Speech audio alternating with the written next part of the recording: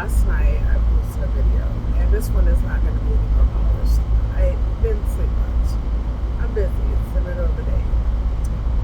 But I feel like the message that I was trying to send is important. And hopefully in the next few days, I will get on here with a couple of signs of depression. There are other mental health issues like anxiety, maybe dealing with a child with special needs, autism, ADHD.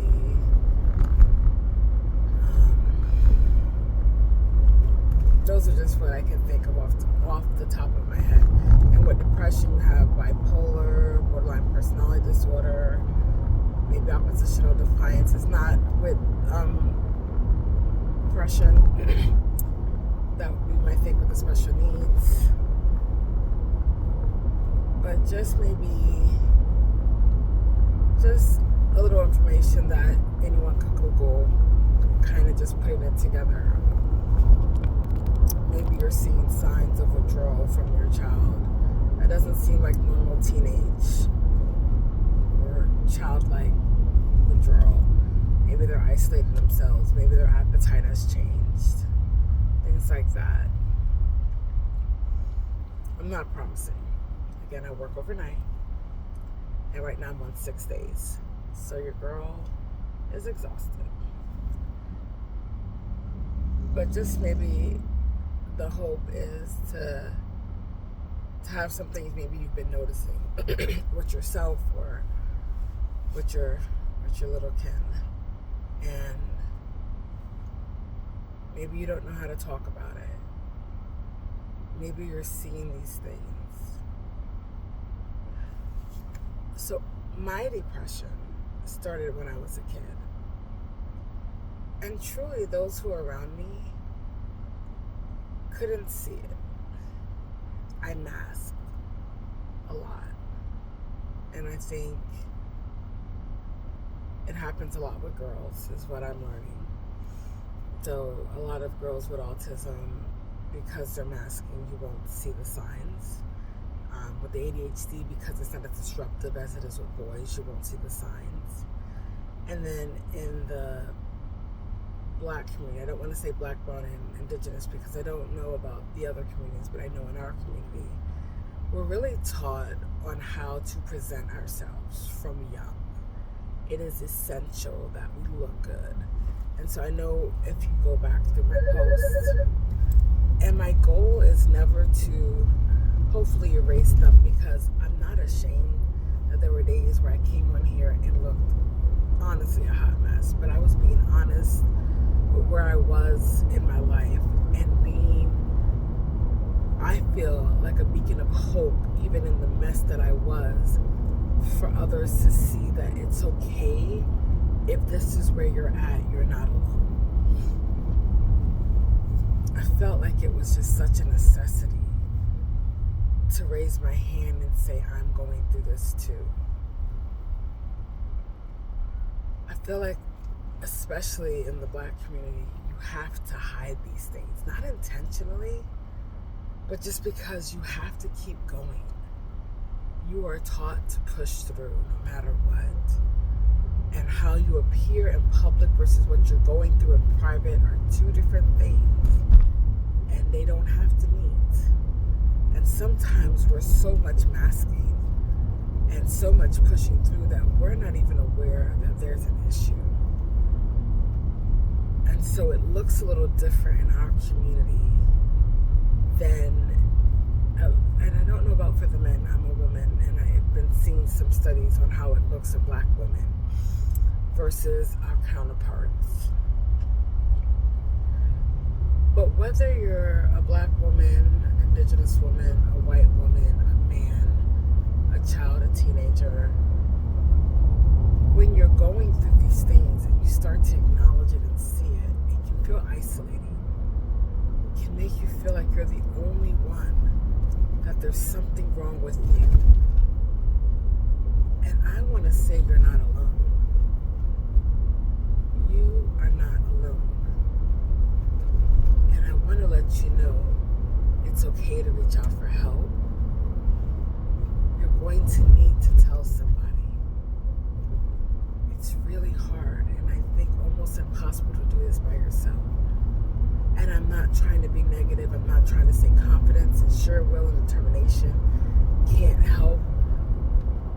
But the isolation and the vulnerability of keeping it to yourself and the insecurity that it brings kind of perpetuates what's going on and kind of piles it on. It makes it worse. And so it's kind of a trick to make you feel you need to pull yourself up by your bootstraps and do it on your own. I want to encourage you to reach out for help. And if you don't know who to talk to, you don't know what to say, if you just want someone to sit on a Facebook call silently and listen to you breathe so you know you're not alone, I want to offer my hand. I want to let you know that someone is there. You don't have to have the words to express what you're going through right now. And if you are a mom or a dad or a friend, a family member, watching someone you love go through these things, and you need support, because it is hard taking care of somebody who's going through these things. It is hard putting aside your feelings and thinking they're going through something, I need to be there for them. You are going through something too. This is affecting you too. You need help too, and that's okay. If you just want to vent, no judgment, no advice. I am not a licensed clinician. I am not a social worker. I'm not any of those fancy things. I'm just someone who's been through it. And I know feeling isolated and alone is a lot. It's a lot. And being a caregiver is just as lonely as being the one who's sick. You don't want to complain. You're in a much better place than they are. Who are you to say something? You matter too. If you are a sibling of someone who is suffering with mental health, special needs, sometimes you feel like your needs aren't as important. Sometimes you feel like that one really needs help, and so I need to just kind of push through. I need to just keep it to myself because mom and dad are going through so much. Say something. Advocate for yourself. Not in a nasty way, but just say, I'm here and I need you too. If you don't want to be a burden, you're not. You never were. But if you feel I'd rather just say something to someone else and scream into the wind, feel free to send me a text.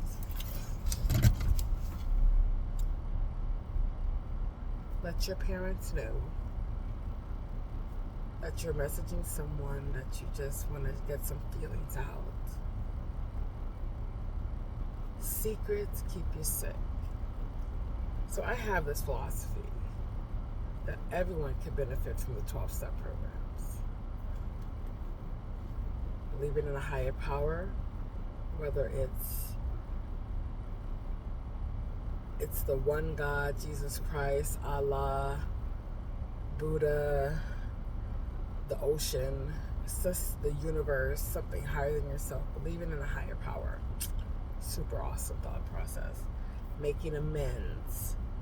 Taking accountability of yourself. And all the other stuff, right? No one can't benefit from those skills. They're just amazing skills to have. There's something that's said in sobriety programs. It's said that secrets keep you sick. And it's true. When you are hiding, even with physical ailments, your symptoms, not acknowledging that your leg has been hurting. You've been favoring one side over the other. You're a little bit more tired and run down. It's not as easy to lift your arm as it used to be.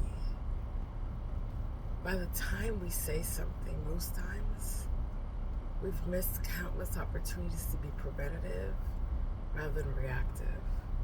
And the line of treatment is much more difficult because we didn't say something in the early stages. Don't wait. Get help now. Secrets keep you sick. I'm trying to be so mindful of how I word these things because I don't want to be a liability to myself. I don't want to look like I'm trying to cure anyone because I don't have that ability.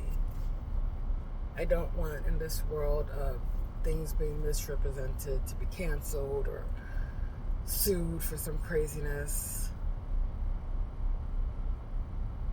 I'm doing the best I can with the words that I have to say that I want to be here for support. Counselors are amazing. Psychiatrists are amazing.